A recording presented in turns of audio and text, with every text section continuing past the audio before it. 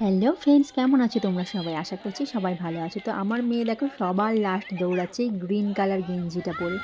তো পাড়াতে খেলা হচ্ছিল, তো ও নাম দিয়েছে দেখো।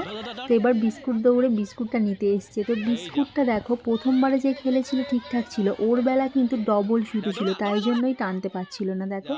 সিঙ্গেল সুতো হলে হয়তো টেনে নিয়ে যেতে পারতো, যেহেতু ডবল সুতো ছিল তার জন্য ও টেনে যেতে যেতে ও দৌড়ে চলে গেল তার আগে। একটির জন্য বিস্কুট দৌড়টা মিস হয়ে গেল, কিন্তু খেলেছে তো ভালো বলো। বাড়ির সামনে খেলা হচ্ছে, খেলবে না বলছিল জানো তো। তারপর আমি বললাম না তুই খেল, কিছু হোস আর না হোস। তারপর দেখো আমার মেয়ে দেখো ইঁদুর সেজেছে।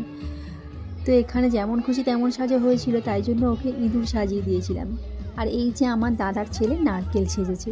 তো অনেক কালী ঠাকুর সেজেছিল, ওই সবগুলো দেখে আমার মেয়ে কাঁদছিল, মানে করবে না বলে। তারপর তাড়াতাড়ি করে ওকে বস্তার ভিতর ঢুকিয়ে দিয়েছি দেখো। তো বারবার জিজ্ঞাসা করছি তোর কোনো অসুবিধা হচ্ছে না তো? বলে না ঠিক আছে।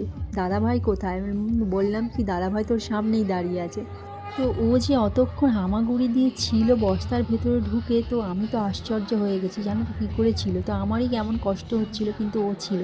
তো এখানে অনেক কিছু সেজেছিল দেখো, সাজারু সব কিছুই সেজেছিল। প্রায় 47 জন সেজেছিল, যেমন খুশি তেমন সাজতে।